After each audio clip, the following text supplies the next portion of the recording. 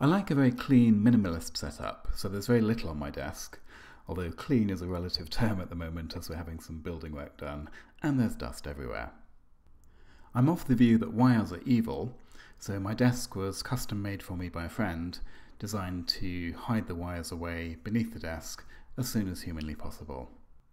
Keeping all the clutter hidden away out of sight is made possible by this rear undershelf.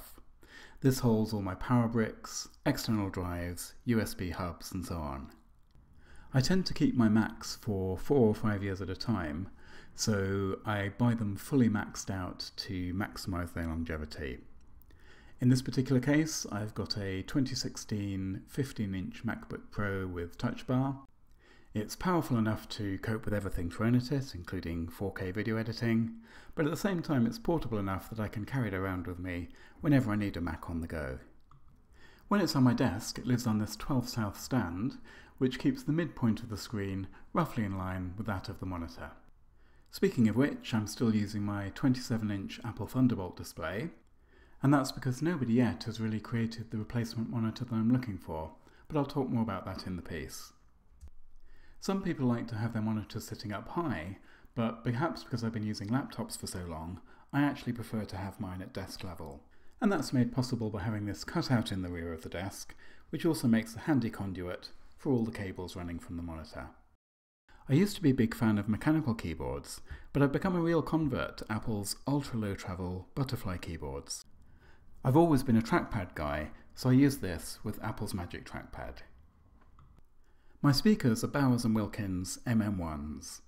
I'll be the first to admit that the volume is definitely overkill for a system used only at my desk, but the sound quality is just incredible. Again, of course, the cables disappear immediately beneath the desk. When I need to keep the sound to myself, I stick with Bowers & Wilkins, but switch the speakers for these P5 wireless headphones. For my iPhone X, I have a Chotek wireless charging stand.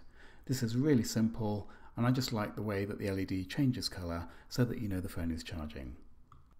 No surprise, of course, that the cable disappears beneath the desk.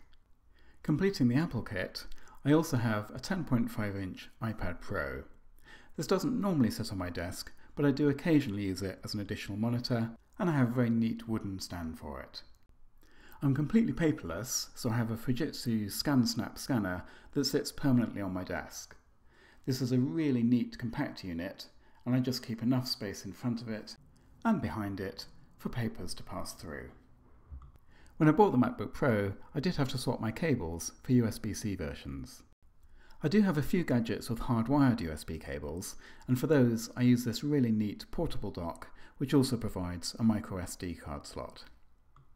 For voiceovers like this one, I have this blue microphone, and of course I have a whole bunch of external drives, both spinning metal and SSD. As you'd probably expect from a tech writer, I have plenty of smart home technology, including both lights and blinds. I'm sure you already noticed the Philips Hue Lightstrip behind the desk. Although I had this running an animated pattern to make the video more interesting, I normally do keep it on a single colour. I tend to cycle through them every now and then for a bit of variety. Finally, for product shots, I have this really simple mini studio.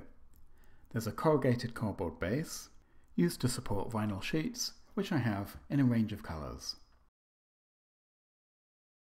The reflections just provide a bit of visual interest. You'll find product links below, along with a link to the written piece on 9to5 Toys. I'm Ben Lovejoy at 9to5Mac.